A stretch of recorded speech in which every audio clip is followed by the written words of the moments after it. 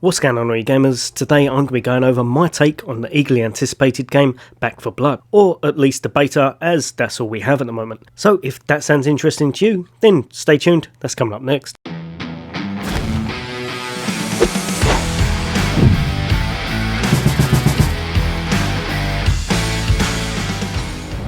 Welcome back, you guys and girls. As always, for all things gaming, for all things Xbox, why not hit that subscribe and bell icon? But for today, I'm here to give you my view on Back 4 Blood. Now, if you don't know, Back 4 Blood is not a direct sequel for Left 4 Dead 2, hence the kind of different title, but it is very similar and is as close as a Left 4 Dead game as you're probably going to get anytime soon, because as far as I'm aware, there's still no plans to actually make any more of those. Now, the game itself is brought to you by Turtle Rock, which probably explains all the turtle toys you'll see later on in places where, you've guessed it, on top of rocks and such. Now, just like Left 4 Dead, Back 4 Blood is centred around 4 players, all fighting for their lives in a zombie-infested world, or as they have labelled them in this game, the Ridden. So it's a zombie survival game based on teamwork coming out now. Is it different enough to hold people's attention in 2021? Well, let's find out. So kicking it off with the good stuff, and in fact there are quite a lot of positives for Back 4 Blood, it really does have some good things going for it. Firstly, the graphics are really slick, and the character designs are really pretty.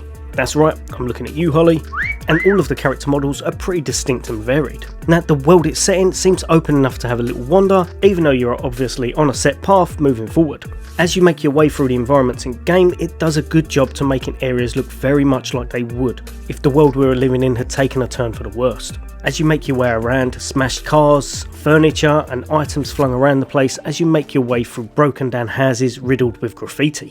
I really like the overall aesthetics, they all seem to be done really well, not too much but not too barren.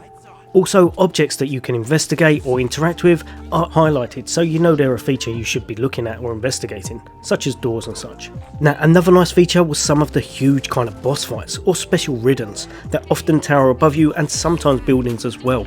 And there's some really nice set pieces, such as venturing over a bridge to go and blow a boat up. All in all, the different chapters in the campaign seemed different enough to keep me playing, although I would say it did seem slightly on the shorter side if playing through on the easier difficulty. If playing through on the easier difficulty, it can be completed in a handful of hours, depending on how good your team and teamwork is. Now, next up, and one of its best features, is just how many different weapons and how varied they really are. There are an absolute abundance, ranging from handguns all the way up to 50 caliber Barrett sniper rifles, all with their own unique feel, and of course they can all be upgraded.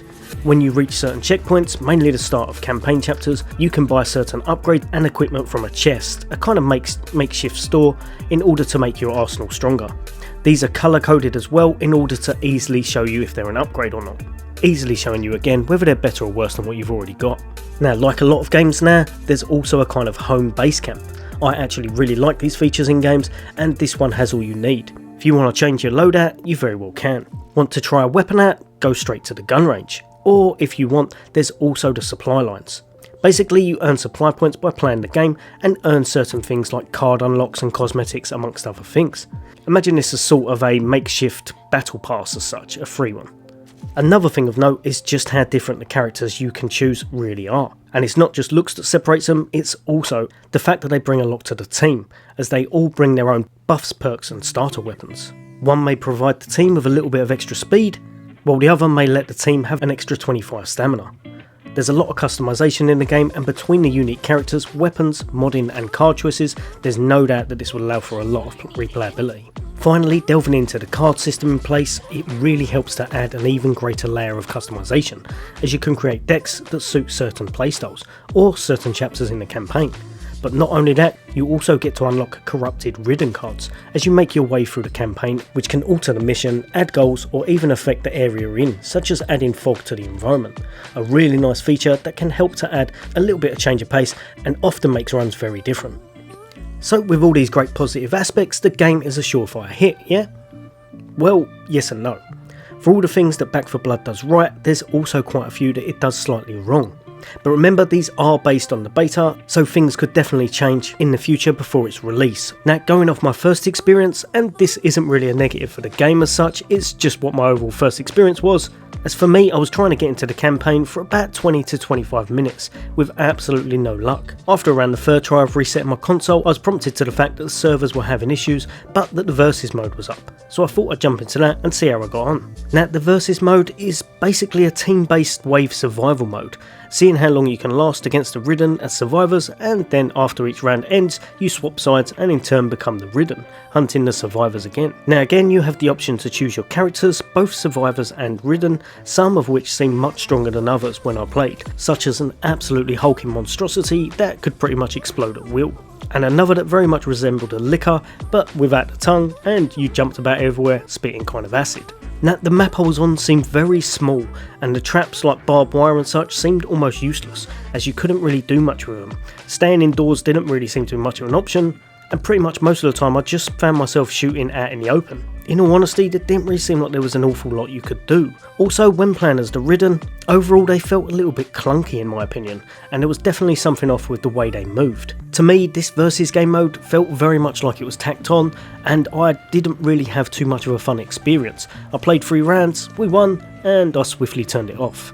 It felt a bit of a shame to me because I absolutely love modes such as this. Even nowadays I every once in a while go back to Gears of War, it's just a lot of fun. So I feel if they did manage to nail this mode, they definitely have a lot more longevity to the game, because things like this can often be very much fun and make people stick around to play the game long after the campaign's completed.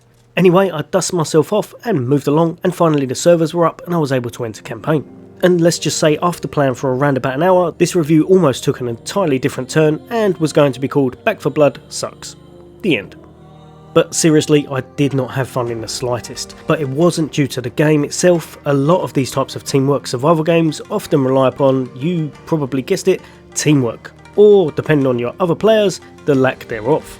I very much learnt this the hard way, as I revived members of the team each chapter no less than 4 or 5 times, and later as I got sideswiped by a zombie from behind and lay clinging to my last breath on the floor, I watched as no less than all 3 of the other players fended off the last of the zombies, and rather than turning round 1 foot to the left and picking me up, they pretty much made it off into the sunset and completed the mission.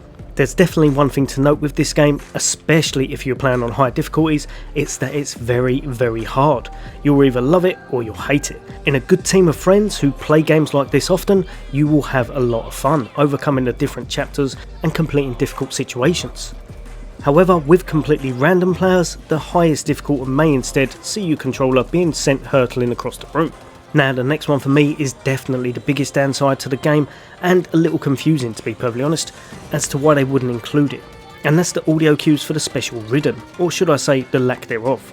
There's no eerie music, no suspense. In fact, when fighting these monsters, after a while it gets a little bit bland, as it's not even due to the combat mechanics, it's just missing that element of suspense and fear that was oh so present in Left 4 Dead 2, like when you heard the screech of the witch, and you and your friends would huddle together behind a car, wishing you'd all worn your brown pants that day.